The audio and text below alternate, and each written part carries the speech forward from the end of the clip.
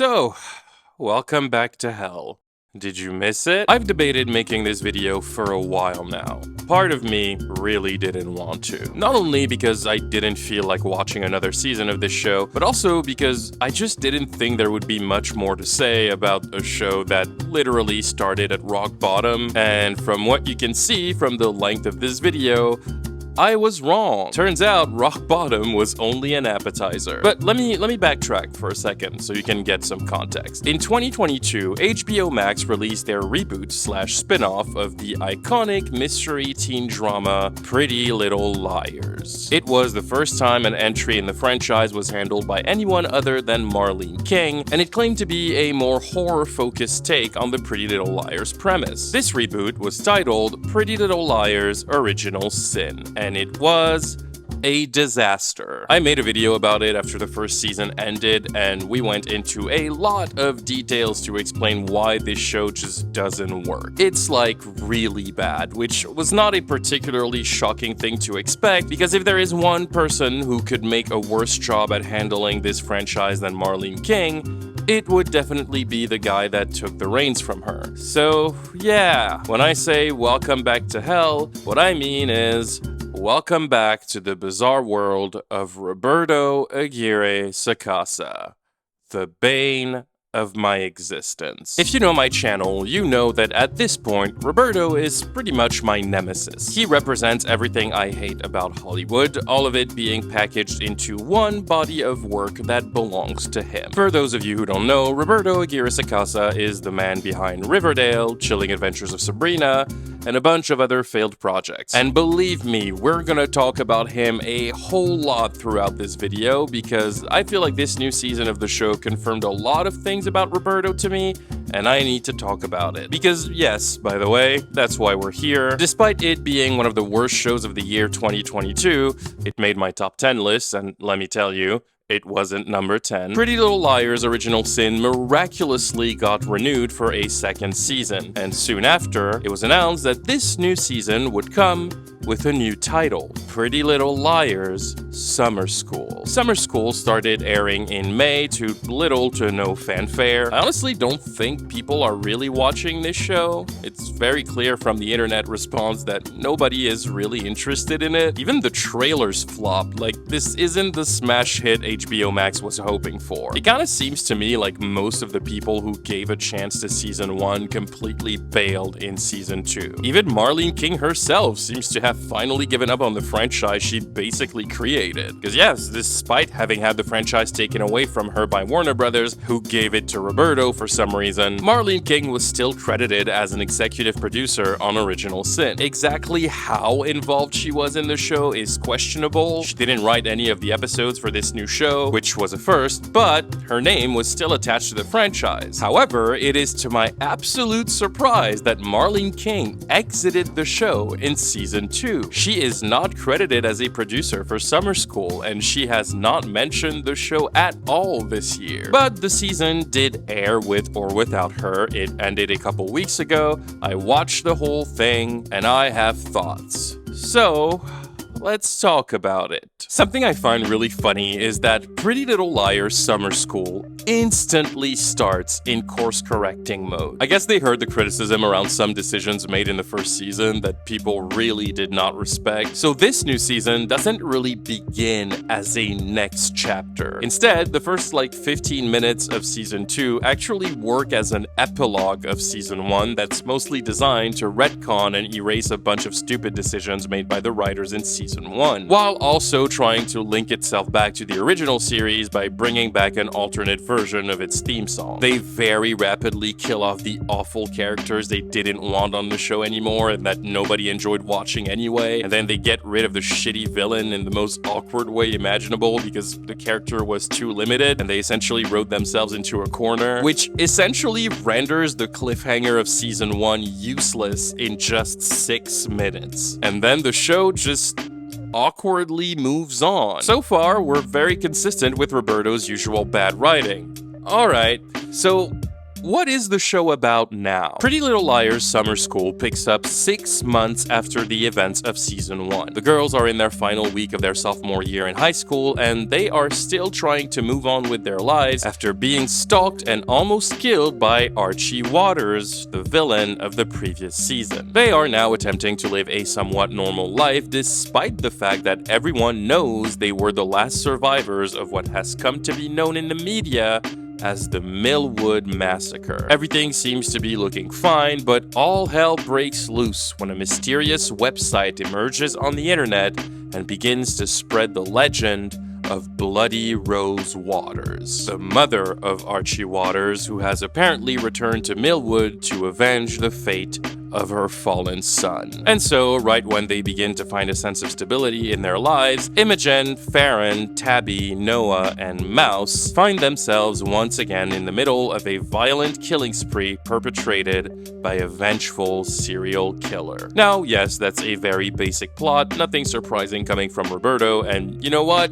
If basic is what I get from him, I will take it, because Roberto's incompetence knows no bounds, and his universe has absolutely no consistency whatsoever. I mean, hell, if you want an idea of how bad he is at his job and at keeping track of his own stories, let me just remind you that the show I am about to review canonically should not exist. Why is that? Well, that's because Roberto over here, this cheeky little genius, has made a point of confirming that Pretty Little Liars, all iterations of it, Chilling Adventures of Sabrina, Katie Keene, and Riverdale are all taking place in the same universe. This is all one big cinematic universe, which is a problem because the final season of Riverdale that aired last year confirms that this very universe that all those shows are a part of was destroyed. This universe no longer exists. It was erased from existence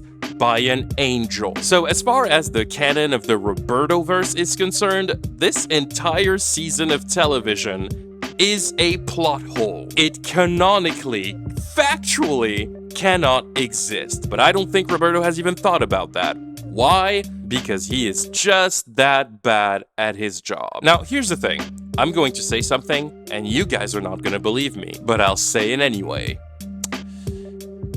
This season is actually better than the last one. I know what you're thinking. But Dylan, last video you said the show was good as a joke, so clearly you're doing the same thing here. You're pulling a fast one on us. And you know what? That's my own fault for being the boy who cried wolf. But no, I promise you, I'm not trying to bamboozle you. Pretty Little Liars Summer School is better than Original Sin. Like, for real. Now, let's be clear, it doesn't mean the show is good. It's an improvement from what was one of the worst TV shows to come out in 2022, so the bar was literally on the floor. But it doesn't mean the show is now magically fantastic. I don't grade shows when I review them. I think I've only ever done this once, and it was literally my first video ever. But I can tell you that if I were grading them, Pretty Little Liars Original Sin is one of the rare shows to which I would give a 0 out of 10. Maybe a 0.5 because Bailey Madison is pretty good in her role and she deserves her flowers. But if I were to grade Summer School, I think I'd give it like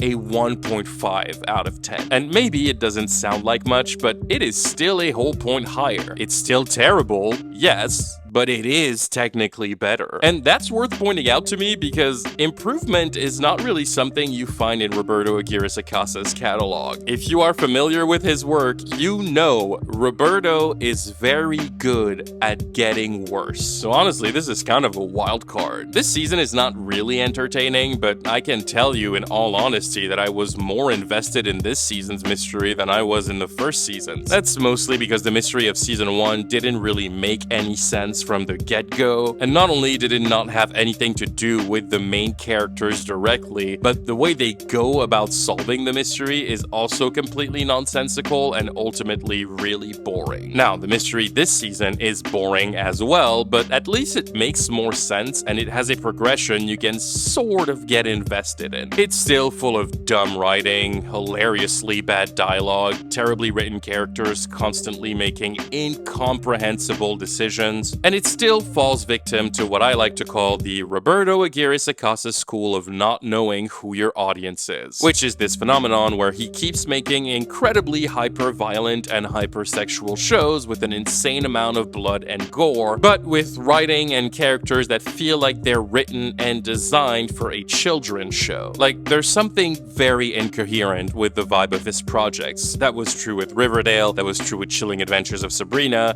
and that is true here as well. This show is written like a show for elementary school kids, from the characters to the dialogue, but the plot is a murder mystery with so much blood and fucked up imagery that it can't possibly be made for kids. So who is this show for exactly? Like, I wouldn't really understand anyone being into this show past the age of like 13. Yet if you are 13, your parents may not want you to watch this show because of how messed up it is. You see the paradox here? I will also say, to the show's credit, that the show looks much prettier this season than it did in the previous one. I talked extensively about how ugly the show looked in season 1, and I stand by everything I said in that video. This show was visually atrocious. Like, it was kind of embarrassing. It's like they were trying to make it as ugly as possible. It was kind of insane. This season, though, they really stepped up the aesthetics. You can tell there's some actual effort put in the look of the show. The cinematography is pretty decent. I would even say that at times it's really good,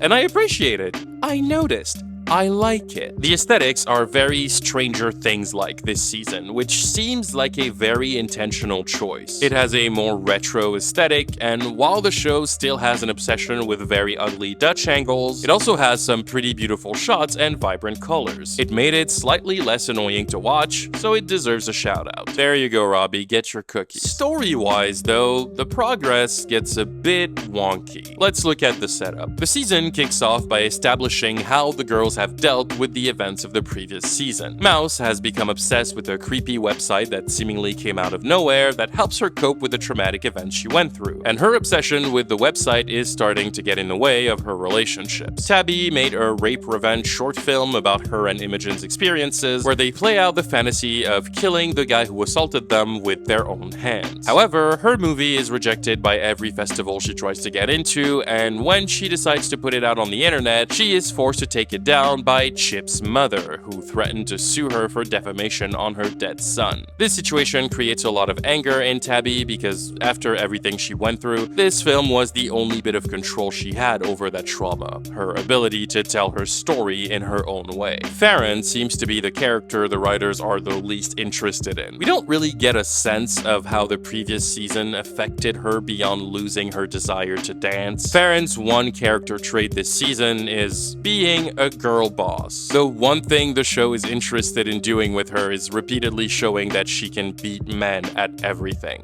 That's about it. Literally, all of her big scenes happen in a different discipline where it's her facing off against a bunch of dudes and she beats them with basically zero effort, and then the dudes are salty that a girl beat them because they feel emasculated or something. That's the one and only thing they do with this character. She beats them in fitness, she beats them at swimming, she beats them at arm wrestling, and occasionally she beats them physically. The fuck? Like most of the girls, she doesn't really have much of a personality. Zarya tries her absolute best to give the character some presence with how little she's given by the writers, and I think in that sense she sort of manages to make Farron the most likable character this season. But in terms of story, she barely does anything, and she's basically relegated to a C-plot that literally goes nowhere. Noa is also not really affected by the events of the previous season. Like Farron, she barely had anything to do with it anyway. Now, this season, Noa manages to live on her own by lying to her boyfriend's family about her mother coming out of rehab, and her entire story the rest of the season is about her love interests who literally do not matter. Honestly, I don't even know if I can consider Noa a member of the group. She barely has any scenes with the other girls this season, and believe it or not, for the second season in a row, she has absolutely no link to the main storyline and literally has no reason to exist exist in this show. She spends the entire season with her own side story. She's just kinda doing her own thing while the rest of the girls deal with the villain, and basically, just like last time, if you remove her from the show entirely,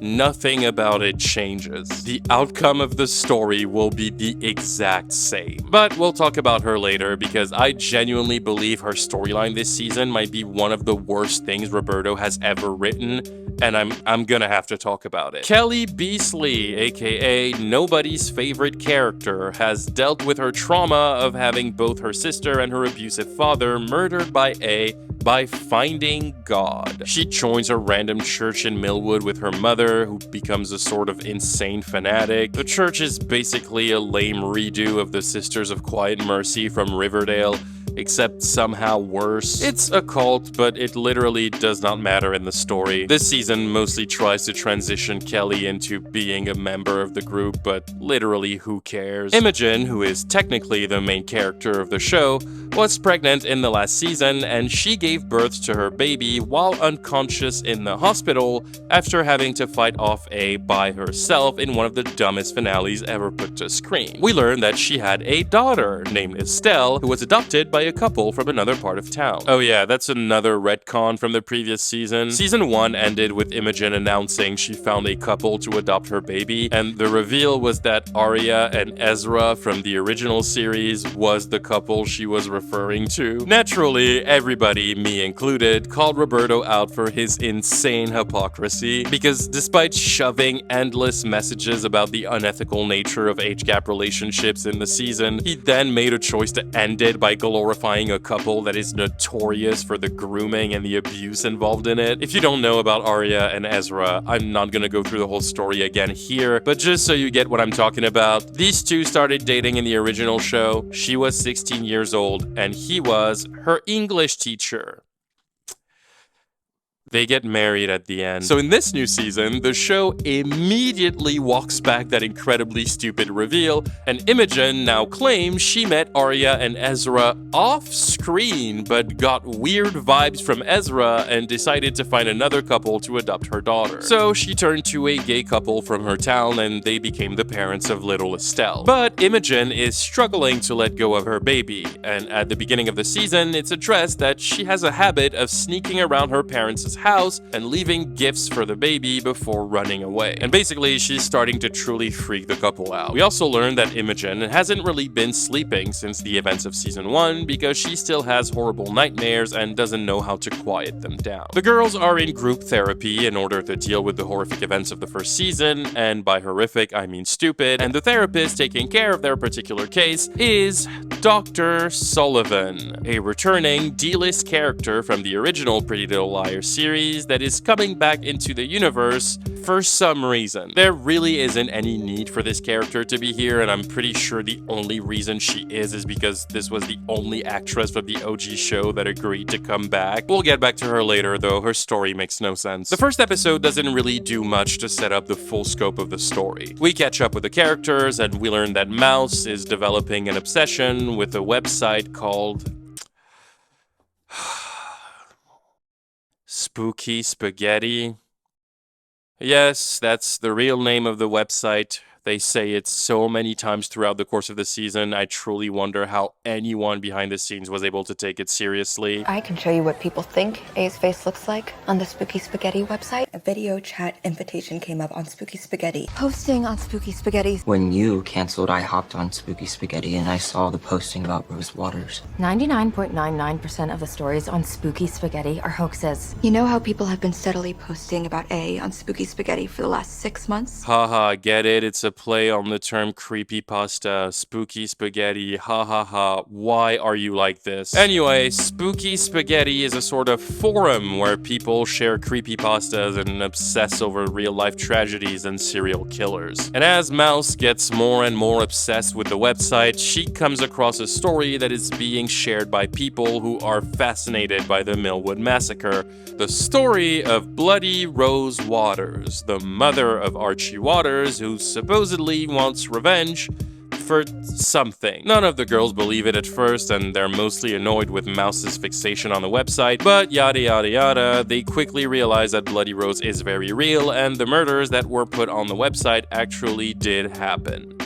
Oh, and also, the girls are failing their sophomore year, so they have to go to summer school. Hence the title, but it literally has nothing to do with the story. Like, there's maybe 4 scenes in the entire season where you actually see them in summer school. The reason why I'm going over the setup so flippantly is literally just because the girls themselves are just as nonchalant about it as I am right now. They learn there might be another serial killer after them, so instead of calling the cops, they just do nothing, and they carry on with their days. The girls also decide to do a ritual that summons Bloody Rose Waters, because if the serial killer isn't real, why not try to bring it to life? Like, literally, the intrigue is there, but nobody gives a fuck. Not even the characters. Bloody Rose Waters, who later is only referred to as Bloody Rose, is a terrible villain, one of the most boring slasher murderers of all time, and for the love of God, just look at her! Look! She looks so goofy. The main issue with this antagonist is that, 1, the season's mystery is entirely based around her identity, but her identity is so obvious from the start that you don't really have to look for it, and 2, and this one is really funny to me, Bloody Rose is a slasher killer in a story where the characters cannot die, because Roberto would never have the courage to actually kill them off. So, by default, the story of this season doesn't have any stakes. And that is ultimately the great tragedy of Roberto Aguirre Sacasa. He so badly wants to be a horror guy, but he doesn't have it in him. He doesn't have the vision, he doesn't have the talent, and most of all, he doesn't have the guts. His signature brand of cotton candy horror with no brains just doesn't work. Because he doesn't have the creativity to pull off a good mystery, he doesn't have the intelligence to pull off the camp, he doesn't have the aptitude to make a good story with coherent characters, and he doesn't have the balls to make his stories have stakes because he's not willing to take any risks. So what you end up with is an idea that could have been great in theory, but that is executed by a guy that is way too unoriginal and spineless to actually pull it off. Most of the show is pretty much what you got from season 1. The dialogue is still really bad. To quote Jordan Peele, nope. That's a triple nope for me.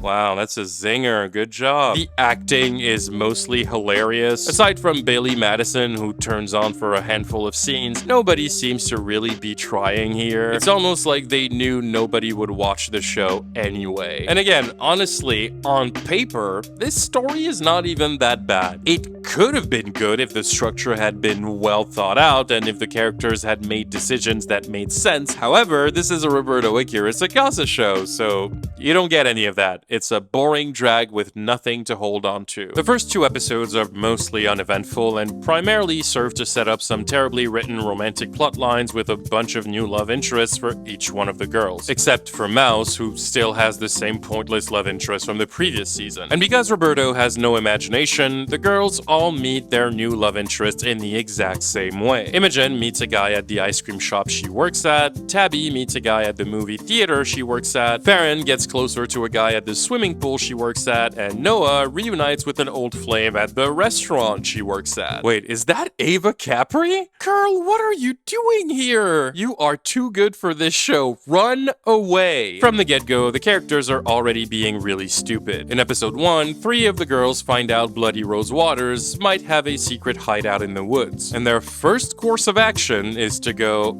okay, let's check it out then. Let's go in the woods by ourselves in the middle of the night and look for the secret hideout of a serial killer that is probably after us specifically. And also, let's not alert the police and let's not tell anyone for that matter, including the other girls, that we are going there. That way, if something happens to us, no one will ever know. We are very smart people. Episode 3 is pretty much a very long drag of nothingness where nothing happens until the last 7 minutes. And I'll give the show its due, the idea behind this episode, while executed terribly, was pretty decent. It was actually a pretty well-made narrative bait and switch. The entire episode revolves around this surprise party the girls are throwing for Mouse's birthday, and her grandmother says her friends asked her to take her to it without letting her know it's a surprise party. Mouse already knows there's a surprise party because her boyfriend spilled the beans, so she follows her grandma all excited, but her grandma then brings her to the wrong place. And Mouse ends up trapped in an empty party venue, which comes with the reveal that her grandma is losing her sanity and was tricked by Bloody Rose Waters to get Mouse to herself during a night where everyone else is away. It leads to a genuinely creepy sequence where Mouse is being stalked by Rose. And that is how the girls get the confirmation that Bloody Rose is real and is coming after them. It's the first big encounter. Cool. The mystery is now officially in motion. We gotta find out who Bloody Rose is and what her motivations are. Now, you probably noticed that that is literally the premise of the season, and that's probably pretty confusing, so I will confirm it for you. Yes, because of the terrible pacing of this show, the actual story of summer school is only set at the end of the 3rd episode. And this season, thankfully for my ass, only has 8 episodes compared to season 1, which had 10. So that's like 40% of the season already gone, and now we have 5 episodes to actually tell the story. Basically, the first 2 episodes could have easily been crushed into one, but no, we had to waste time doing a whole lot of nothing. Episode 4 immediately starts by reminding you that these characters are all fucking stupid. They got the confirmation that another serial killer is after them. She just tried to kill one of them. They also figure out that any of them could be next, and instead of immediately calling the police, who already knows they have had serial killers after them and helped them deal with it at the end of the last season and at the beginning of this season, they decide to go to a diner and make a pact to not answer their phones. Like, in case the killer tries to call them? Huh? But they just don't go to the police. For some reason. And by some reason, I mean there are no reasons. Seriously, their reasoning to not ask for any help and keep this to themselves makes absolutely no sense. As we learned last year, we need to keep our heads down and our mouths shut. What? What do you mean? That's the lesson you learned from last year? All you did was keep your heads down and your mouths shut, and you were almost all killed because of that. The situation was resolved only when the police got involved. They even show it at the beginning of this season. How stupid are you people? Literally every single good thing that happened to you last year happened when you said something. The situation only got that bad because you wouldn't say anything. You fucking moron! This is also the point where the show now tries to throw some misdirects at you so you can start having theories about the identity of Bloody Rose. But I just found that hilarious because by that point I had already solved the mystery, and my greater theory about how Roberto wrote the season just made me laugh all the time. My friend Amanda the Jedi, who is also making a video about the show, came to my house so we could sit down together and react to the finale when it was released. And before starting the episode,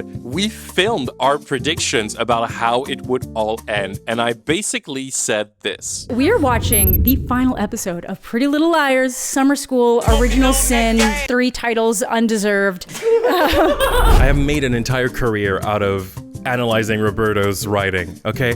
I know Roberto very well. He doesn't know where his stories are going. So I guarantee you that he started this entire season of Pretty Little Liars without actually knowing what the answer to the mystery was. And it turns out I was right on the fucking money because a couple days later, it was confirmed by Roberto himself that he and the writers had absolutely no idea who Bloody Rose was going to be when they were writing the season, and they only decided on somebody around the time they were writing episode 6. I knew it. I knew that was the case because, again, I know Roberto very well, and because I know how bad he is at his job, I also knew he would pick the most obvious choice. I solved the mystery by episode 4, so before the writers even did, and it's not because I'm particularly intelligent, I just think the show is not very good at playing its cards. The writers really want you to believe Dr. Sullivan is Bloody Rose, but they try so hard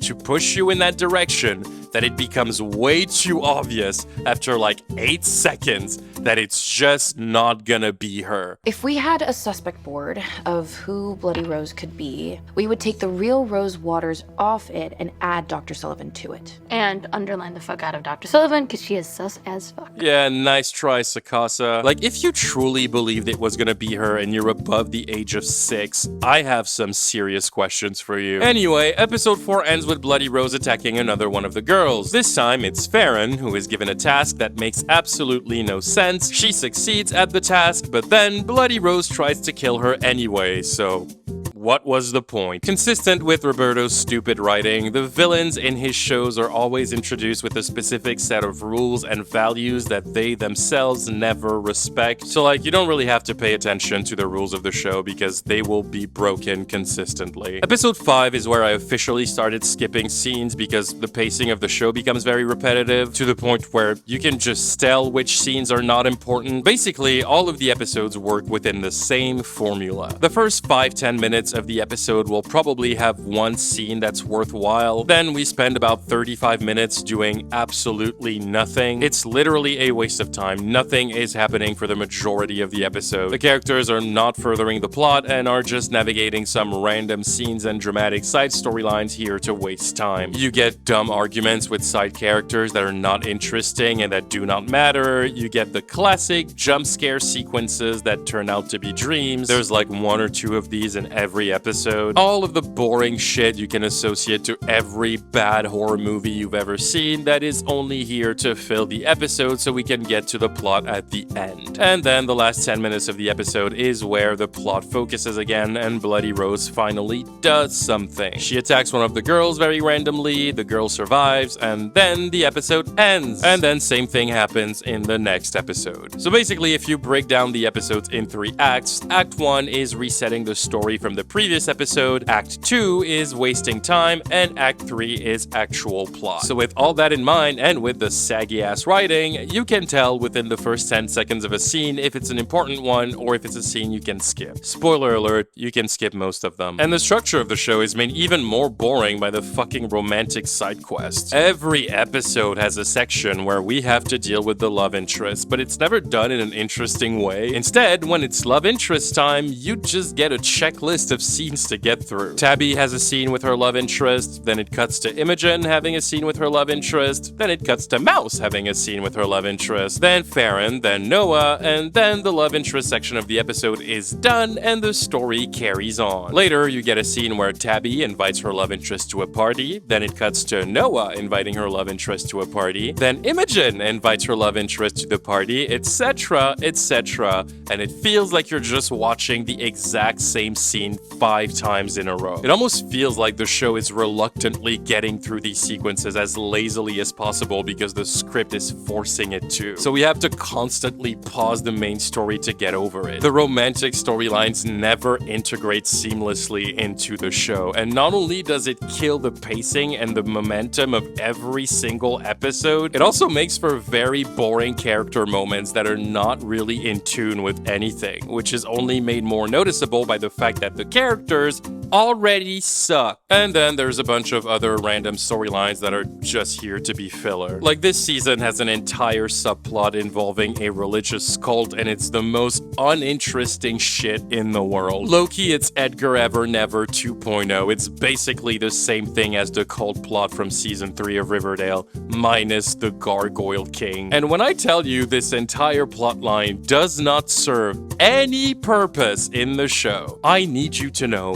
that I mean it. Aside from a small part of the finale taking place inside of a church, there is no correlation with this storyline, and it had no reason to exist. It is only here to waste your time. Also, episode 5 is very Tabby-centric, so I skipped a lot of that because Tabby is annoying and obnoxious. The episode ends once again with Bloody Rose attacking one of the girls. This time, it's Noa, who has had absolutely no link to this story at all up to this point, and will have no link to this story at all after this point. This is the one and only scene in which Noa is actually involved in the main story, aside from one moment in the finale. Bloody Rose makes her run barefoot on a trapped course with thorns, and Noa is saved at the last second by Ava Capri. Fucking whatever. Who cares? Episode 6 is hilariously bad, mostly because this is yet another one of Roberto's attempts at depth, but he's just so bad at it that it's funny. There's an entire sequence where the girls go through a sort of haunted house attraction where they see actors playing out scenes that relate to each of their most traumatic experiences. And it's a scene that's supposed to be horrifying. It's a scene that could have been very interesting on paper, but a scene that is played out so excessively on the nose and with such terrible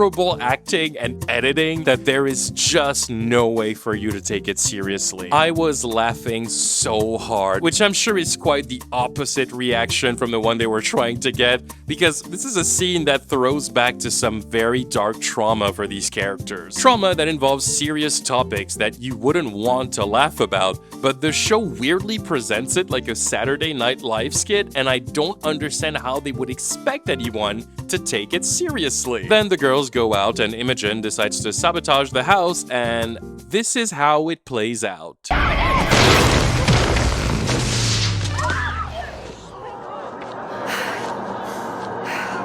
Not in my fucking house. Jesus Christ. It's like the show is accidentally being a parody of what it's trying to be. It unintentionally comes across as a joke that makes fun of the topics it's attempting to address with weight, which is something I had already said in my video about season 1, and yes, I know it's classic Roberto Aguirre Sacasa, but it never fails to surprise me how incapable of writing things in a respectful way he is. Like, Roberto, buddy, maybe you're just not that guy. Maybe you're not the guy who addresses things. You're hurting every cause you're trying to defend, so maybe you just sit that one out, okay, buddy? And the way he addresses things in this show is particularly weird. I mentioned it in the original Sin video, but the thing that gets really old with this show is this repetitive theme of the girls constantly nagging people. Like, the show presents them as the only 5 people in their entire town to have any sort of moral compass or acceptable values, and most of their scenes with characters outside of their relationships consist of them literally just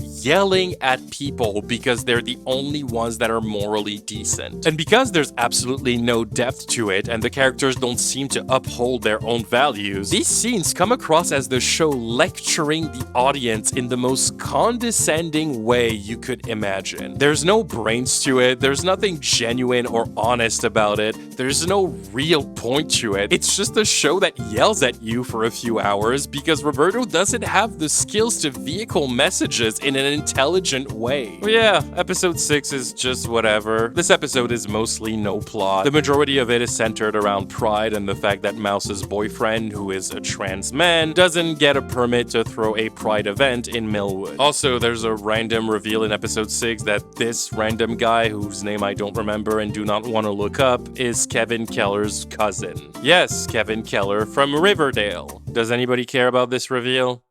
No? Okay, good, let's move on. At the end of episode 6, Bloody Rose attacks another girl. This time, it's Imogen, and she almost kills her. She also reveals her face to her for some reason, and it turns out to be her own mother. But because we know her mother committed suicide in the beginning of the first season, it's either a stupid evil twin plot or worse, a random fake out with no real point. It's a random fake out with no real point. They essentially realized Bloody Rose was wearing a mask under her mask and showed herself to Imogen as her mother, and then it's never mentioned again and nobody cares. And by the way, by that point, there still isn't any explanation as to why the girls don't just go to the police. There have now been 4 murder attempts on them in the span of like a week. some of them have wounds to prove it. They've already been stalked by a serial killer, and there's a stupid website that is threatening them on a daily basis. Genuinely, their best course of action is going to the police or to talk to any adult. But they don't, and the show never bothers to give a solid explanation as to why, which is a flaw in the writing that just makes the characters really dumb. And the thing is, after like murder attempt number 2, the girls barely react to their friends almost dying anyway. In episode 7, they're all sitting at a diner right after Bloody Rose tried to kill Imogen. Imogen is still covered in blood. I guess no adult at this diner tried to help them, but whatever. And the girls are just so chill about it. Like, there's no real urgency. They don't try to make a strategy. They don't decide to talk to anyone. They act like this serious attempt on Imogen's life was a non-event, as if Imogen had just tripped and hurt herself. That's the vibe at the table. Every time somebody tries to kill them, their course of action is always to sit in a restaurant and tell each other to just do nothing about it and continue on with their lives with zero precaution. And then the show cuts and they just go back to making out with their boyfriends with no sense of urgency or stakes. Like this is taking place on the same night. Their friend was almost just stabbed to death, and they know one of them is next, but we're chilling. No worries. They know Bloody Rose is coming back. She's probably gonna go after Tabby next, but they don't come up with a plan for Tabby to stay protected. Nothing. They just carry on with their routines as if nothing is going on. And that is why the show is so boring. Like, seriously, you can introduce as many scary threats or boogeymen as you want, but if it's barely affecting the characters, if they can't even be bothered to do something about it, how do you expect it to be engaging for the audience? No joke, in episode 7, there's a scene where the girls are making a plan to try and unmask Bloody Rose and find out her identity because they're convinced she's somebody they know. This is them making a plan to stop the person that has been trying to murder them repeatedly for over a week, and then Noah is like, yeah, cool, I'm down to help, or like whatever, but I kind of want to go break up with my boyfriend so I can like bang this other girl I like, so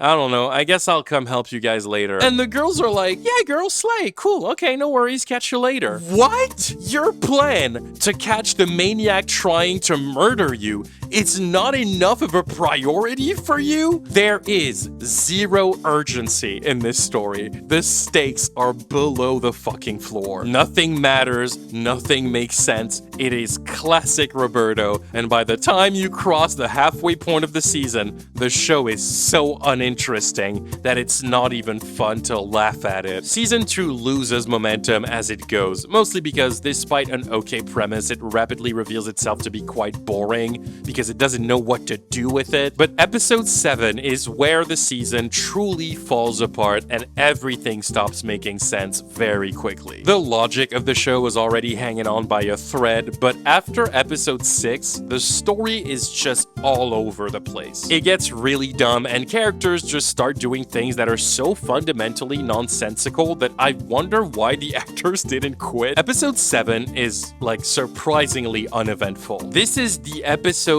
before the finale where everything should be turning up to 11. This is usually the episode where the tension is at its highest because we're reaching the climax. But when I tell you nothing happens in this episode, like nothing, it's not a joke. The episode stalls and wastes your time. It focuses on literally anything that isn't the main story. Tabby just randomly finds out the events of season 1 are being adapted into a movie that is set to be directed by Ari Aster. The currently untitled true crime horror project is rumored to be directed by Ari Aster as a starring vehicle for Sydney Sweeney and Emma Roberts.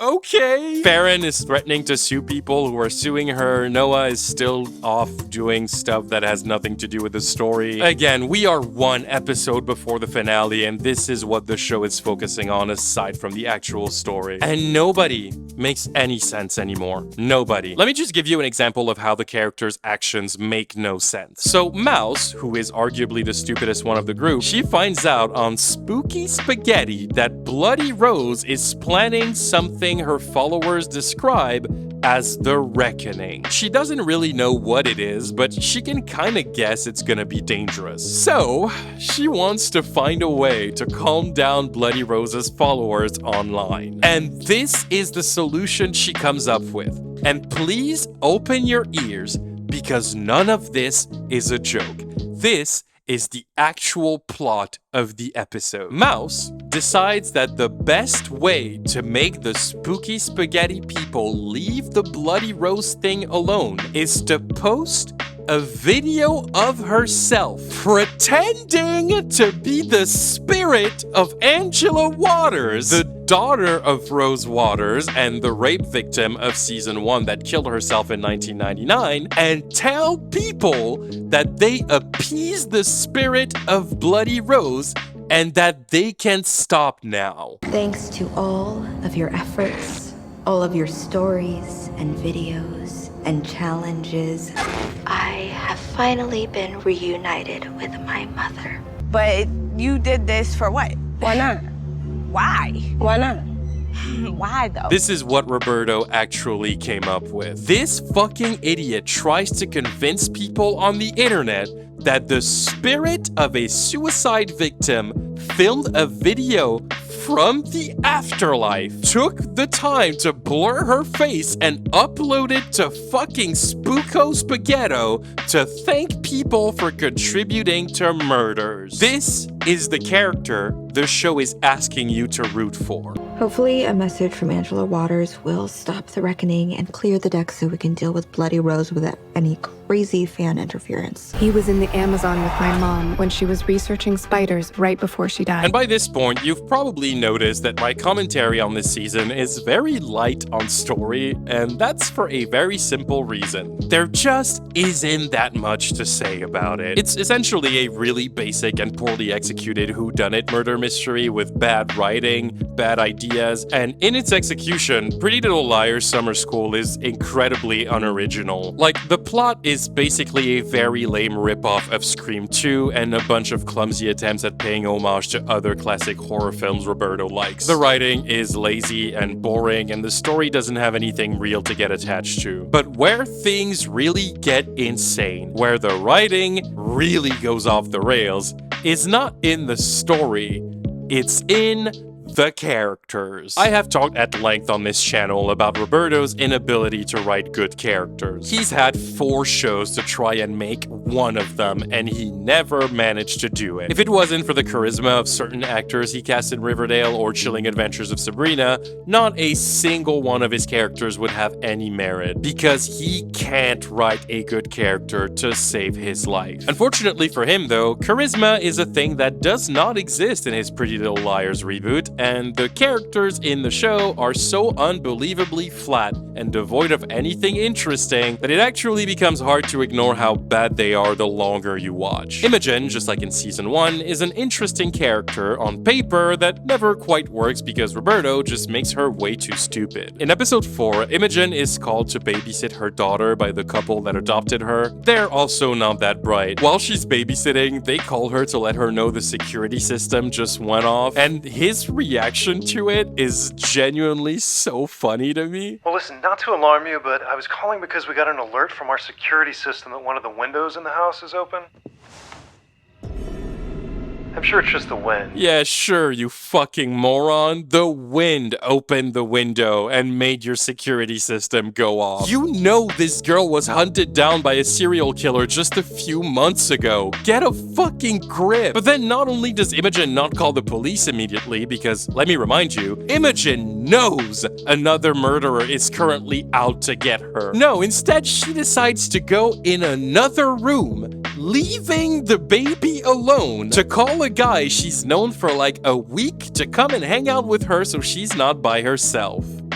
Let me recap that for you. Imogen knows a serial killer is currently trying to off her and her friends. 2 nights before this, that very killer almost murdered mouse. She is now babysitting her own infant daughter and gets a call from the parents that the security of the house has been breached, meaning there is a very high chance that Bloody Rose Waters is in the house as they speak. And Imogen's first instinct is to leave her baby alone in a room, to not alert the parents of the situation, to not call the police, but to call a stranger she can't even fully trust that she has a crush on to come and hang out with her. She then grabs a knife and starts going around the house to find a potential intruder. Thankfully, she checks out on the baby after a while and grabs her, but she got lucky that this dude got there as quickly as he did. Bailey Madison is still really good in the role though, and this season she specifically gets scenes where she gets to use her acting abilities a bit more. In season 1, they would mainly just make her scream, but this time she gets to show emotion in more vulnerable ways. She notably has a scene in episode 6, I think, where she describes to her boyfriend what it was like to find her mother's body after she killed herself. And she even recalls sneaking back into the house days later to clean the bathroom that was still full of blood. And it's one of the best scenes of the season, probably the only good scene in the season. This is one of the few times I believed anything the show was trying to sell, and I actually felt for her. Just like Zarya with Farron, I can't help but feel bad for Bailey because you can tell she's really trying here, but the writers give her nothing to work with. Farron is a character that just doesn't make any sense. She's not the worst character. I mean, Tabby is right there, so is Mouse, but she's the most like a Riverdale character out of everyone. There's absolutely no consistency to her personality or her actions. This character completely transforms from scene to scene depending on what the script wants in the immediate moment, and the way she's written is just very incoherent and at times so ironic that it's funny that the writers didn't see it. There's an episode where Farron is being told by pretty much everyone around her that she's too uptight and that she doesn't have a sense of humor. So to prove she can be fun, she decides to prank one of her coworkers, but once the prank is successful, she starts scolding him about how negligent he is at work. This isn't funny. Hey, don't blame us. This was Captain's idea. You're right, String Bean. Falling asleep while on duty isn't funny. It's negligent. Oh wow, good job, Farron. That'll show them how cool and laid back you are. I do like that she's the only one who fights back against Bloody Rose. The girls are stupid and never stick together, so most of the time Bloody Rose is easily able to attack them one-on-one when they're alone. She's only one person, and unlike Archie Waters in season 1, she's not a fucking Terminator with borderline superhuman strength. So literally, the girls could just band together and take on Rose 5-1 and just beat the shit out of her. But they don't. Farron is the only one who's like, yeah, if this woman attacks me, I will fuck her up. And then she does, and they actually fight. Farron loses the fight and runs away, but at least she's the only one who did something about it and wasn't so passive about having a murderer trying to kill them. Her character makes no sense, but at least she reacts to things sort of realistically, for the most part. Oh, and in terms of inconsistency, same goes for Mouse. This character is completely rebooted this season. She feels so far removed from what she was as a character in season 1, and for some reason in summer school, she's just written like a 7-year-old and her scenes are always very awkward. She's written and she acts like a little child. And yes, she's the youngest one of the gang. She turned 16 in the middle of the season, but she's not a toddler, and she didn't act like one in the first season. And also, nobody's surprised, but the entire plotline she had in season 1 about the older man she met on the internet, that's gone. It's never mentioned in this season. The guy gets murdered in the first 5 minutes of episode 1, but that's about it. Aside from that, it does not affect her character whatsoever. No brains, no consistency. Tabby is still here, unfortunately, and she's still one of the worst characters of the show. This season, she gets a new boyfriend who does not have an ounce of personality. He's basically just a male version of Tabby, except he's nicer because Tabby is an asshole. And just like Tabby, his one character trait is that he likes movies. These two have an insurmountable amount of scenes where all they do is name drop movies. What's your favorite bad movie? I'm talking something so god-awful it transcends itself and becomes genius. Troll 2. No way! Wait, that's mine too! I'm sorry, too. I shouldn't have snooped. Well, I don't blame you. I must have been giving off some major barbarian vibes. What's your favorite vampire flick? Hard to beat Coppola's Dracula, even with Keanu as Jonathan Harker, but I also have a soft spot for the Buffy movie, true horror comedy. Okay, stop. You cannot be serious right now. What's your favorite one? My favorite Friday the 13th? I would have to go with part 2. The first one to feature Jason as the killer, but before his iconic hockey mask look has been established. Part 2 is my pick as well. I love how the final girl is a psychology student at the university who dresses up as Jason's mother to try and stop him from killing him. There's nothing genuine about their relationship, nothing to get attached to. They barely have a bond aside from their mutual love of horror movies. But they don't really ever talk about anything else, so watching them together is boring as fuck. And then there's Noah. Jesus. I'm going to give Noa her own section of this video because if you remember, in my video about Original Sin, Noa is the only character I liked in the show. Out of the entire cast, main characters or otherwise, she was the one and only likable character in the entire thing. And I made a point to give her spotlight because she was kind of the only saving grace of the first season. However, I cannot say the same for season 2, and this is perhaps the most blatant example of what happens when terrible writers have to handle a character they don't know what to do with. Noa is a world-class play-by-play user guide on how to ruin a character in just a few episodes. This is character assassination at its finest. Move aside Daenerys Targaryen and Tyrion Lannister, you have a new champion, and believe me, no matter how bad you are, you cannot compete with Roberto's incompetence. I'm about to tell you what Noa's storyline was this season, and I want you to remember the whole time I'm telling this story that Roberto and his writer's room fundamentally want you to root for Noa. Okay? They wholeheartedly believe she's the good guy in this story. Keep that in mind, alright? Okay.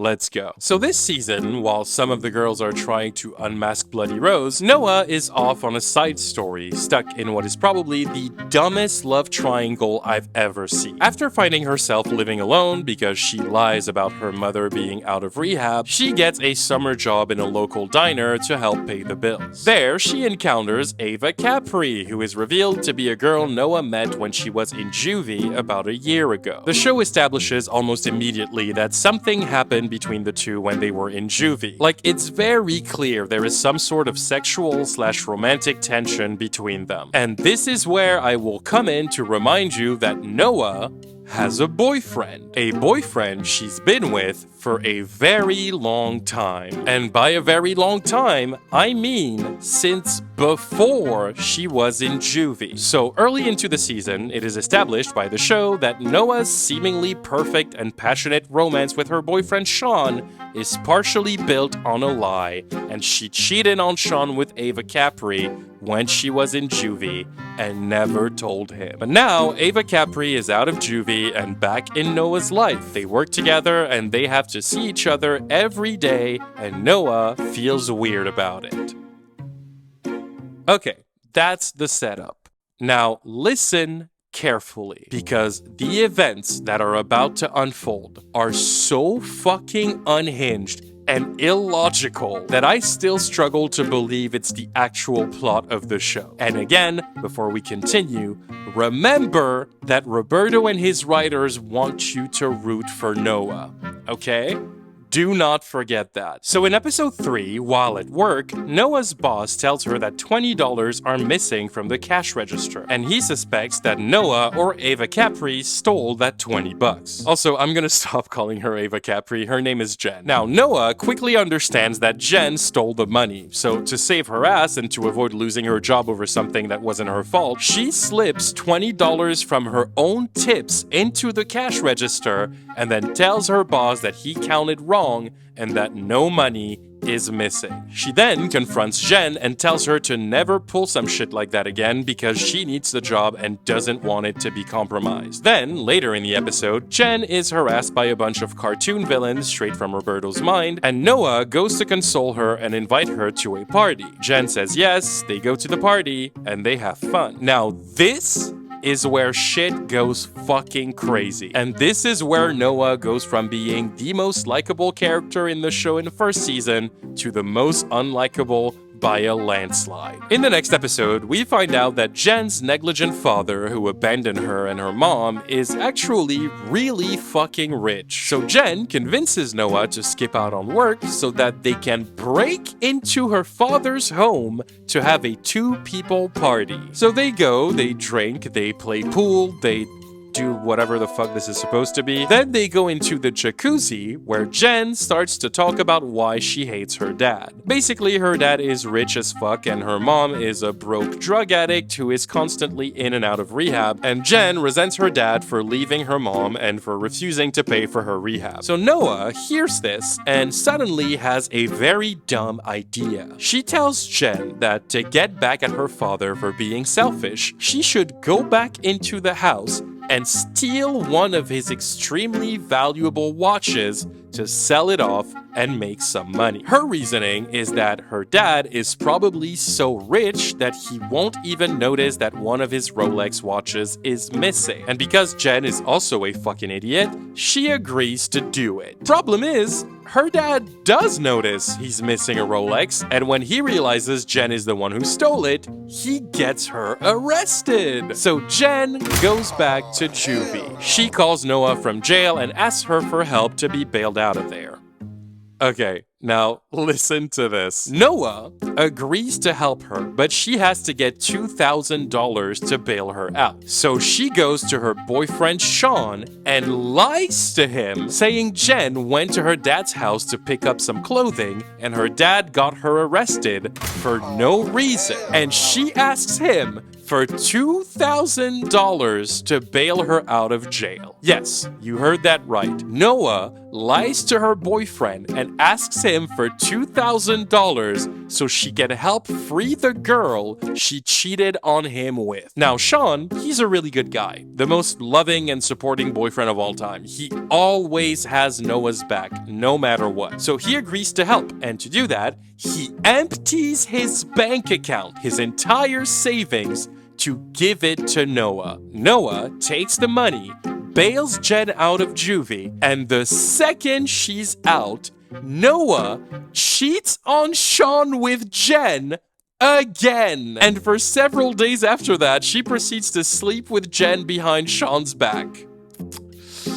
Oh, but don't worry, it gets worse. A few days after bailing Jen out, Sean's mom, who is not a big fan of Noa, goes to the diner where Noa and Jen work, and she yells at Noa for taking $2,000 from her son, and she tells her to pay Sean back. Keep in mind, she doesn't even know why Noa asked for all that money. Jen hears all of this and understands she needs to find $2,000 to pay it back. So Jen... Sorry, I need to try and get through this sentence without laughing. Jen comes up with a plan to get the money and pay Sean back. And what is that plan, you ask? Well, I will tell you. She robs Sean's house and steals $2,000 worth of valuables, and then she sells it off and gives the money back to Sean. I know this sounds like I just made this up, but I promise you, this is the real plot of the show. She goes and robs the house of the person she owes money to give it back to them. And I think the funniest part of it is that Sean and his family do not connect the dots. Somebody owes Sean $2,000. Suddenly, somebody breaks into their house and steals $2,000 worth of stuff. And then Sean is presented with $2,000 by somebody who clearly does not have the means to pay it back. But somehow, they just don't put two and two together and they act like it is a completely separate incident. Because Roberto thinks you're fucking stupid and he will not give you the respect to treat you with an ounce of intelligence. So Noa realizes the robbery was probably Jen and that's probably how she got the money. Because, you know, even a toddler would figure that one out. I'm pretty sure this was the plot of a Dora the Explorer episode. So Noa confronts Jen about it, and Jen doesn't even try to deny it. She immediately admits to it, actually. And get this, Noa is okay with it. She's not really mad. She's like, ah, Jen, you silly you. And then she goes and sleeps with Sean, because otherwise it's not funny. And also, just to add a layer, she also agrees to let Sean live with her and Jen. Oh, and then the writers remember she's supposed to be a part of another story, so Bloody Rose tries to kill her for about 5 minutes. Then, after a few more days, Noa finally starts to think that maybe she should break up with Sean. For some reason, between a well-adjusted, caring, stable partner and an unhinged, untrustworthy thief who is always a hair away from getting her sent to prison, she decides she wants to be with Jen. So, she finally sits down with Sean and breaks up with him. Except, she lies and doesn't tell him why she's breaking up with him. And she certainly doesn't admit she's leaving him for Jen, who she has been cheating on him with. So Sean is just really confused because from his perspective, this is coming out of nowhere. But about a day later, Sean finally puts it together. He finally figures out that everything kind of went wrong when Jen arrived, and he realizes Noa has probably been cheating on him with her the whole time. And again, that's only a part of it because, keep in mind, Noa never told him she knew Jen from juvie. So even if he gathers that she was cheating on him with Jen, he has no idea she's been cheating on him since she was in juvie a year ago, before the events of the first season. So Sean is reasonably pissed because he's been getting played and he was essentially cheated out of $2,000. Twice. Like, if you really think about it, he essentially paid $4,000 for his girlfriend to cheat on him. Bro is not a businessman. So when he realizes that, Sean goes to Noa's place to confront her, but Noa isn't home. Jen is. So he confronts Jen, and he's really pissed off, and he's yelling, and then, in his anger, he punches a wall, and he leaves. Noa later comes home, and Jen tells her what happened. He figured it out, and he got super pissed and came here. And he was yelling and cursing, and he did that. And Noa gets really pissed off. So like the reasonable person she is, Noa grabs a baseball bat and goes to Sean's house, where she proceeds to destroy Sean's car with the bat. She just fucking massacres his car. Sean sees this and he goes up to her like, "Girl, what the fuck are you doing?" And then Noa yells at him about his behavior. And Sean obviously is like, "You're a fucking hypocrite. You literally cheated on me. You lied to me and then took $2,000 from me so that you could cheat more." But Noa is just like, "Whatever, dude." And then she proceeds to threaten him. And I swear to God, if you ever come within 50 feet of me or Jen, I'll do to you what I just did to your car. And that's it. This right there is the last time you see Sean the entire season. This is the end of the storyline in episode 7, and it ends with the show trying to frame Sean as the villain of this story, because they thought that would make people like Jen more and feel like Noa is a victim. At first, I thought I was the only one who thought this storyline was completely insane, but I looked online, and apparently, the few people who watched this season all fucking hated it. Jen is like one of the most unlikable characters Roberto has ever created, and I gotta be honest, for the entirety of the season, I couldn't tell if that was intentional or not until episode 7, where it becomes very clear that the writers are expecting you to root for Noa and Jen getting together, which is just insane. And the worst part is, The show actually believes it. They're really trying to paint Sean as the villain of this story. He's the bad guy here. The writers really thought the audience would be rooting for Noah and Jen, and they genuinely seemed so surprised that people didn't. And I know that because the writers of the show did an interview after the finale where they further explained that Jen and Noah are here to stay, and they even try in the most pathetic way to convince people to dislike Sean more. They tried to remind us of this very minor plot point from season 1 where Sean took steroids during his workout, something that's glossed over very quickly and that doesn't matter all that much, but they're saying it as if that justifies anything Noah did to him. No! I'm sorry, guys. I don't think you can spin this scenario in any way that would convince people that Noah was the victim in this story. You did way too bad of a job, you condescending assholes. So yes, they really thought they had written a great story, and they didn't anticipate that people would hate it this much. I think that genuinely caught them off guard. And it just blows my mind. They really thought people were gonna love this, that Jen was going to become a fan favorite, and I think it just shows how bad they are at storytelling. Do you know how bad your storyline has to be for people to be entirely convinced as a community that it's only a matter of time before this new love interest is revealed to be the villain? Do you know how out of touch you have to be? These two girls destroyed this guy's life for absolutely no reason. They massacred his relationship with his family. They used him to get $2,000 to get Jen out of juvie. They robbed his house. They lied to him. They slept together behind his back.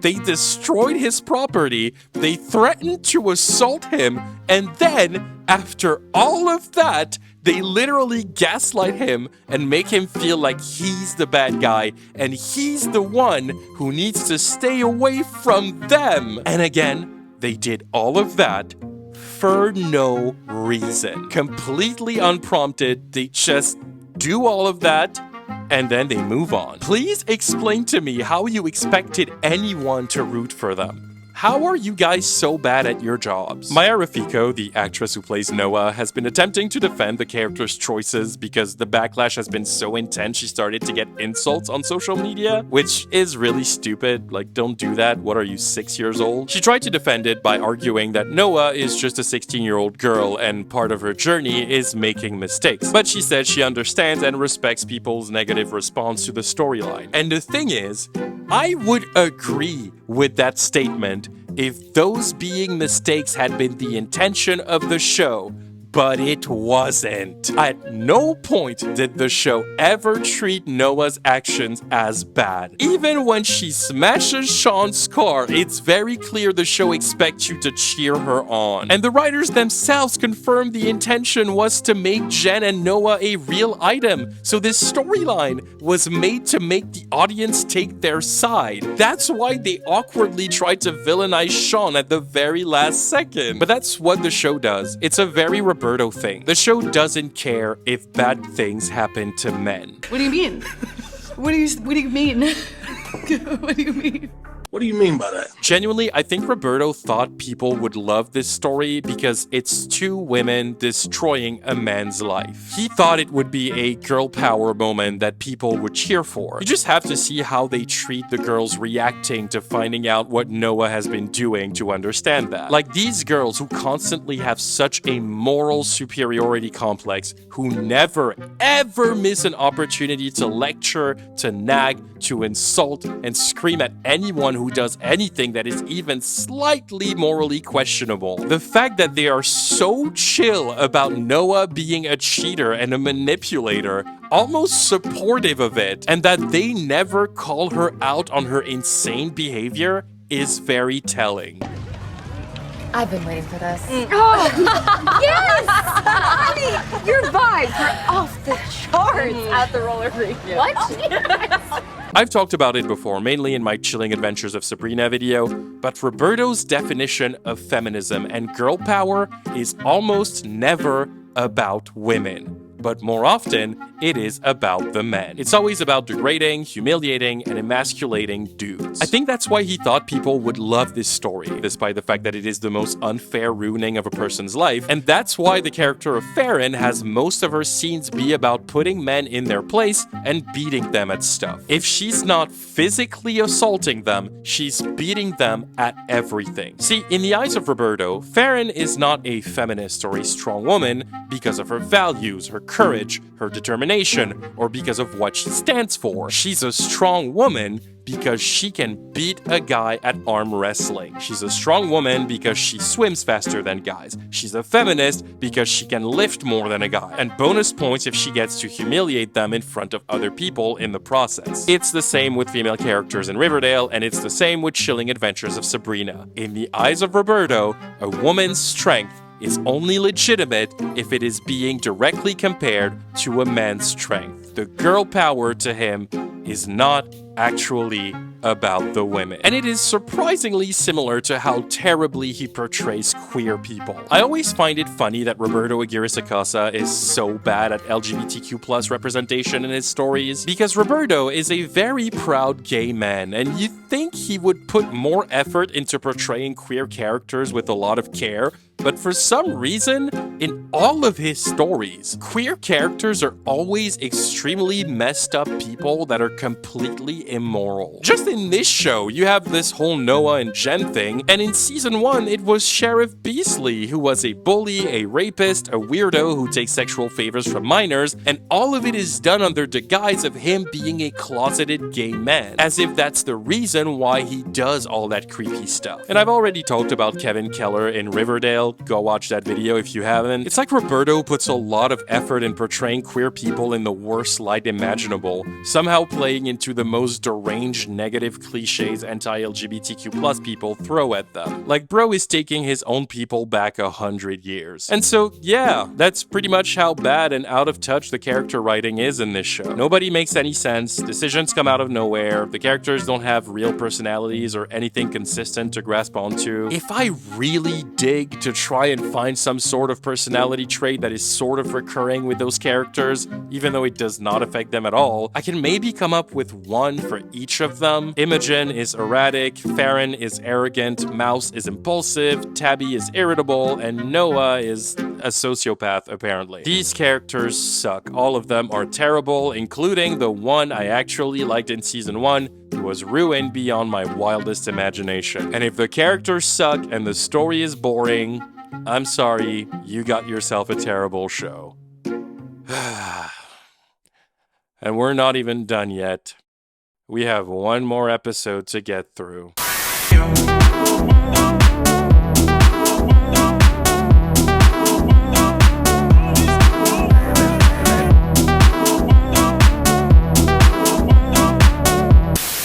We have to suss Mrs. Langsbury out. Oh, you could go to the cops. We're gonna get the murderer based off of vibes. Within its first 5 minutes, you can tell the finale is about to be really bad. I could sense it coming. My only question was whether it was gonna be as bad as the finale of season 1, which was one of the most poorly put together episodes of TV I had seen in a really long time, and one of the most underwhelming resolutions to any mystery I've ever come across. First off, like I said, nothing really happened in episode 7, and that was the episode before the finale, so this episode now has to literally do all the work when it comes to setting up the ending of the story and then executing that ending. So let's talk about it. So in the finale, the girls are attempting to figure out who Bloody Rose is before she attempts to kill Tabby, who is the only one of the group who hasn't been attacked yet. I wonder why. And because this is a lame ripoff of Scream 2, the girls come to a very random conclusion that there must be 2 killers. They have absolutely no reason to believe that, but they do, because good writing is optional. Also, I think it's important to say, this season puts a lot of emphasis on the girlies being like detectives working to solve the mystery,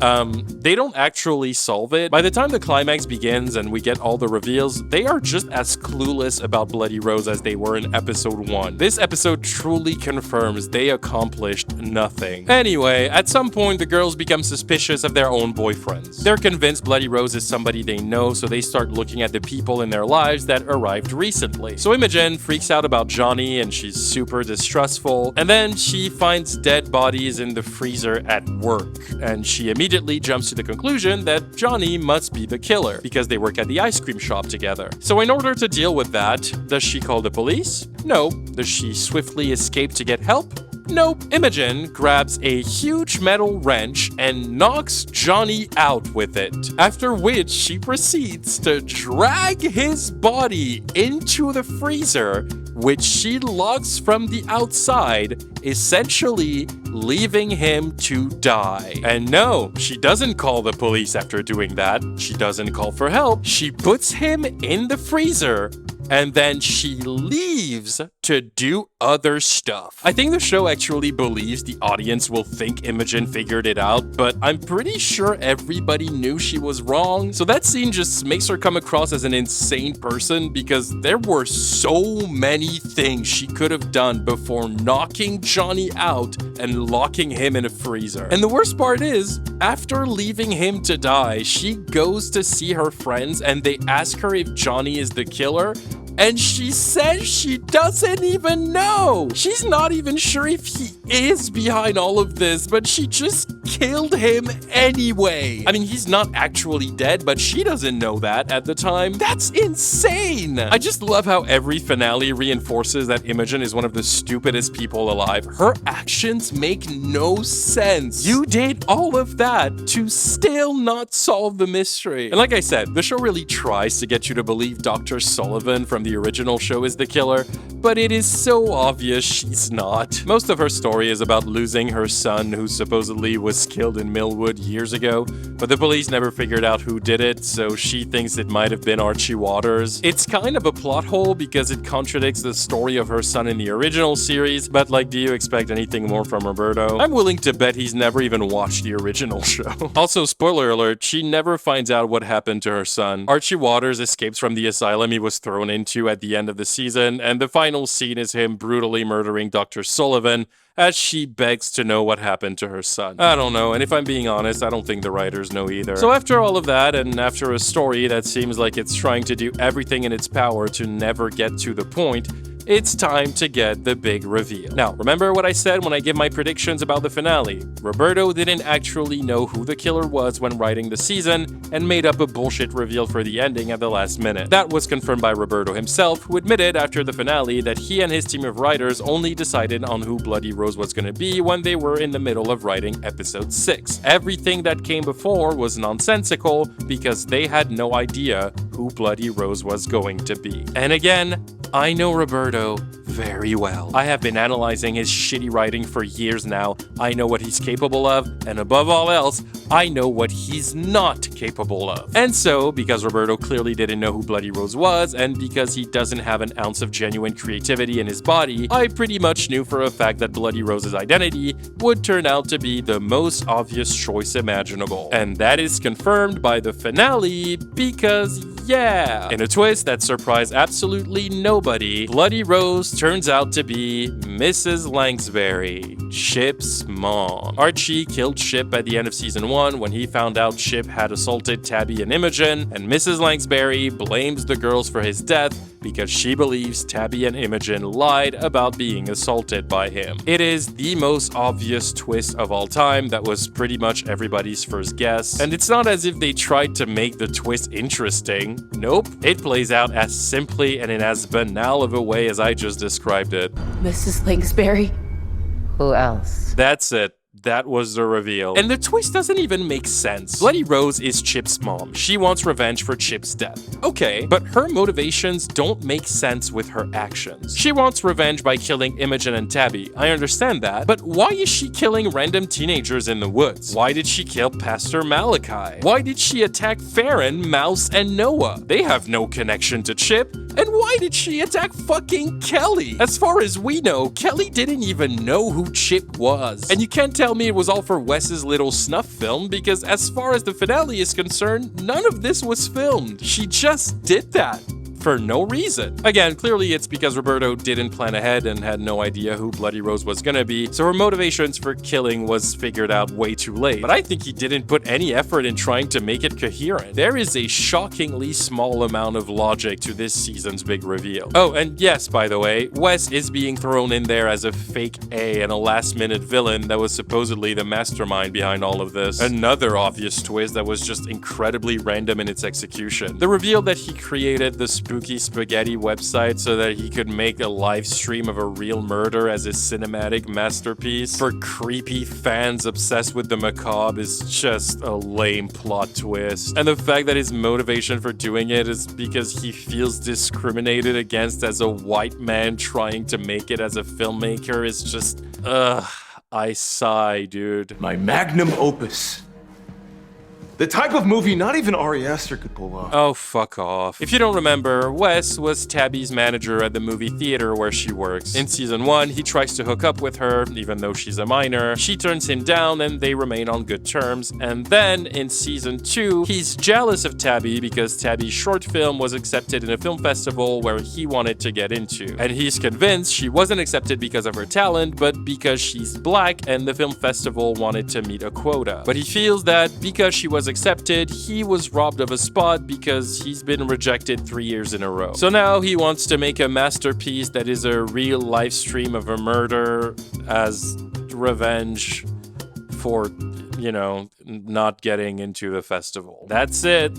That's the big bad. And Tabby is really dumb, by the way, because earlier in the season, she and her boyfriend broke into Wes's apartment because he went missing. She saw he was making mask replicas, and then they opened his laptop and saw he was on the stupid Spooky Spaghetti website. But somehow, by some insane irony, they don't put 2 and 2 together. Tabby's boyfriend is like, isn't that curious? Somebody leaked your phone number on Spooko Spaghetto.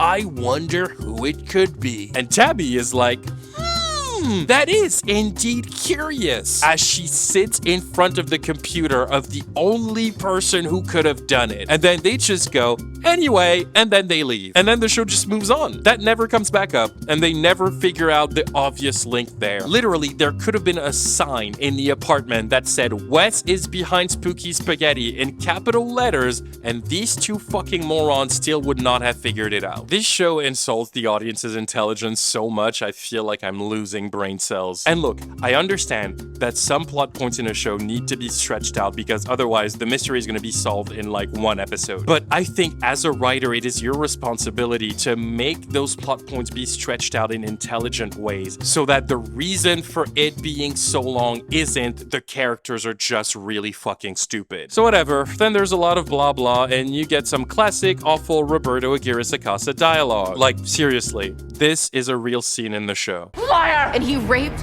Imogen Adams, who had his baby. Whore! We are survivors of more than the Millwood Massacre. We are survivors of Chip Langsbury. Liar! Whore! And he got what he deserved. Whore of Babylon!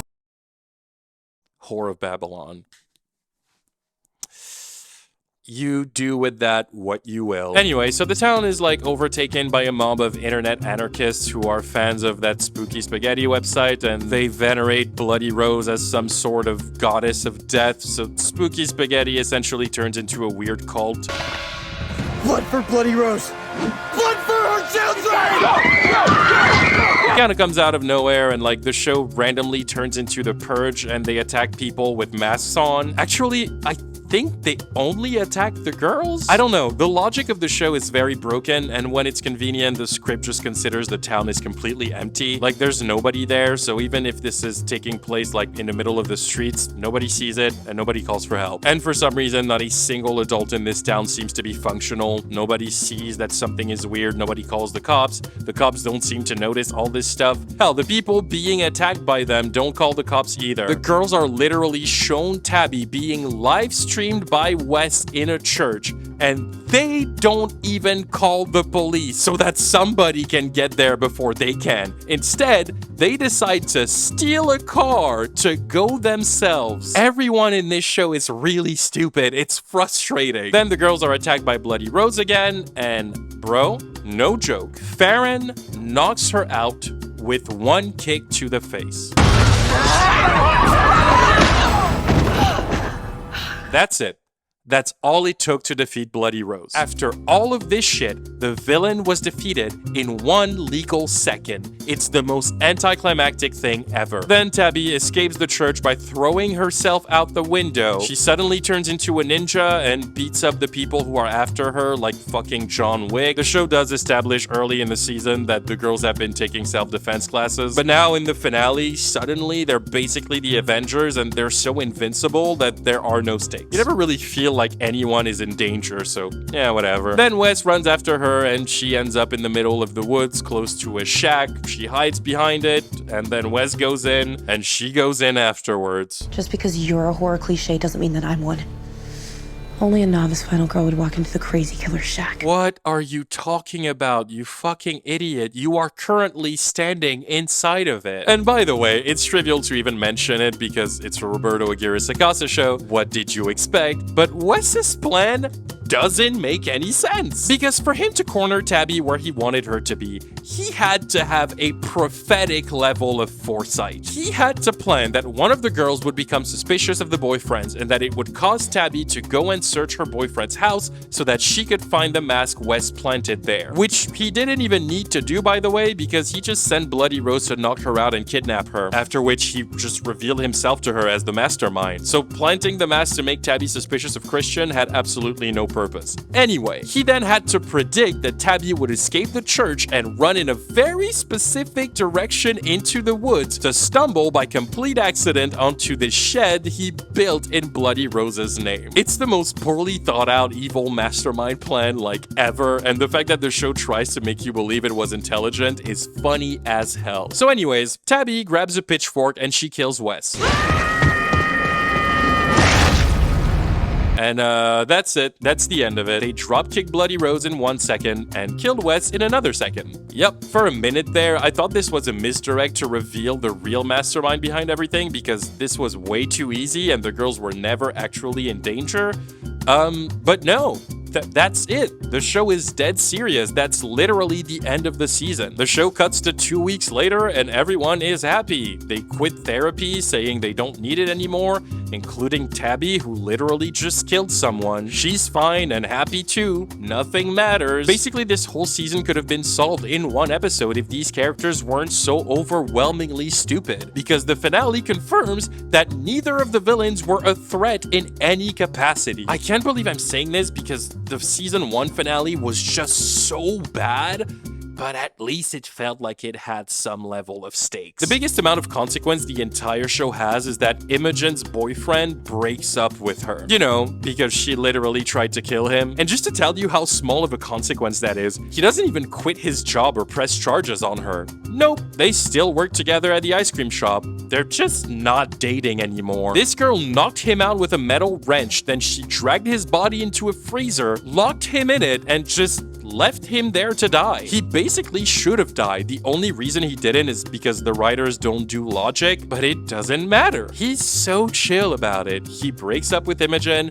but he's totally cool working alone with her again at the place where she almost killed him. The finale is just completely tensionless and boring and really dumb. It's technically about Tabby and Imogen, but Imogen is barely involved in the finale, and the rest of the girls have absolutely nothing to do with this story. So I don't understand why they're even here. And in classic Roberto fashion, the season ends with a lot of plot holes and things not being explained, but not in a, ooh, we're setting up for next season way, but more in a, oh yeah, we kind of forgot about that way. The show then ends with introducing new villains who are supposedly going to be in season 3, if that even happens, and then Archie Waters comes back and kills Dr. Sullivan for no fucking reason. Then the show tries to solidify the girls' group name. That's a thing that's been happening since season 1. The show tries so hard to give the girls a cool group name, and it just doesn't work. In season 1, they tried to make them the Losers Club. That didn't stick. And then this season, they tried X-Women for a while, and that didn't really work either. And after a while, they just keep trying to call themselves the Final Girls. Like, they say the words Final Girls in almost every scene, like it could be a drinking game. And then it ends with them getting Final Girl energy tattoos. I can't believe we actually went through with it. I feel like such a badass. I mean, I only cried a little. And I only cried for a little bit. So yeah, that's Pretty Little Liars Summer School. Just a very lazy, terribly written ripoff of Scream 2 with bad characters and bad homages to classic horror films. Just another confirmation that Roberto Aguirre-Sacasa is the worst showrunner in Hollywood, and his success makes absolutely no sense to me. I think Roberto believes that he's very spooky and edgy and all that stuff, but no, he's just making copies of iconic movies he grew up with. Copies that are so pale and so devoid of anything creative that it's just getting sad now. He's not able to create his own stories because he's just bad at it. It's not a coincidence that every project he's been involved in has been a reboot or an adaptation of something that was already iconic. His entire career has been based on taking other people's stuff and trying to reinvent it his way. But it has become very clear that all he does is taking stories that people cherished and turn them into Frankenstein atrocities that people hate and give up on. He takes already established properties and steals storylines from classic movies he likes and ruins them as he tries to recreate them, passing them off as homages. This man has never had a single original idea. Ever since the Riverdale days, I've always said that the one good idea he's ever had was to turn Riverdale into a murder mystery. And then he admitted in an interview a couple years later that doing that was not his idea. It was Greg Berlanti's. You know, it originally started kind of as a more traditional coming-of-age show. And very early on, Greg Berlanti, who's my boss, he's the executive producer on this and the godfather of all comic book shows. Very early on, he said, you know, Roberto, I love this. I love these characters. I think you're a great writer. I think you need to put in a dead body. This man has never had a single original idea. He's just a lame copycat. He did it with Riverdale. It failed. He tried it with Chilling Adventures of Sabrina. It failed. He tried it with Spider-Man, believe it or not. It failed. He tried it by remaking classic horror films from the 70s, notably Carrie. Yes, that was him, by the way. It failed. And now he tried it with Pretty Little Liars, and he is still failing.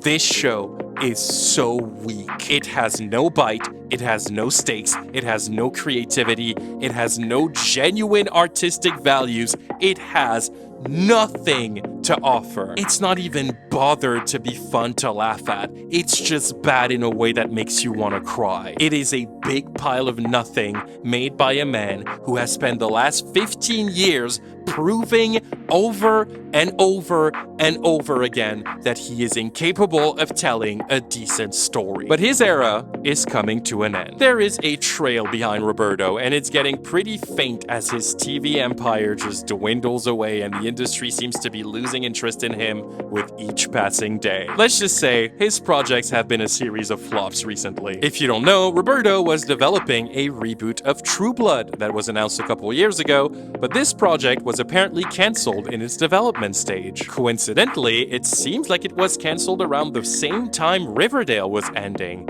Coincidence? Probably. I'll let you decide that for yourself. His TV project, The Brides, a reboot/reimagining of The Brides of Dracula that he was developing a few years ago, was also cancelled after he shot a pilot nobody wanted to pick up. And right now, the only project he's attached to, according to IMDb, is a historical gothic horror series called The Shelley Society, based on the life of the real-life author Mary Shelley, which he apparently pitched as a Victorian X-Files, and oh boy. Knowing his incompetence with horror and mystery, I can't even imagine how bad this show is gonna be. But I won't have to find out because I'm not sure this project even exists anymore. It was announced 5 years ago in 2019, and no joke, since that announcement broke on deadline, we have not heard a single thing about this project. Not to mention, he tried to make another Riverdale spin-off on the CW called Jake Chang, who's another character from Archie Comics, but I guess this one was so bad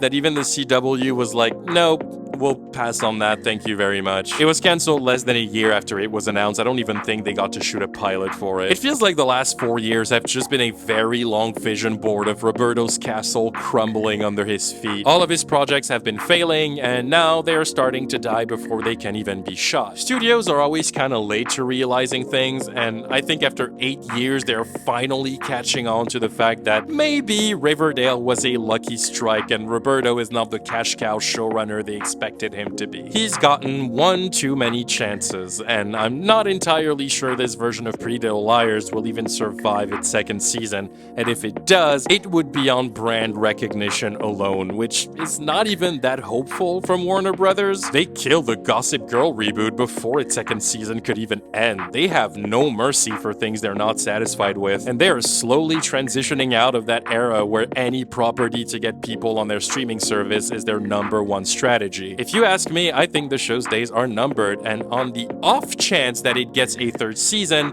I'm willing to bet it's gonna be announced as a final season, meaning the show is really getting cancelled with a few more episodes to wrap things up. And you already know he's gonna waste those because Roberto is already talking about doing one of his infamous musical episodes in the next season. Those are usually atrocities, so raise your glasses to Roberto's absolute refusal to improve. And just like the rest of Roberto's unimpressive body of work, Pretty Little Liars is destined to fall into complete oblivion where it has always belonged.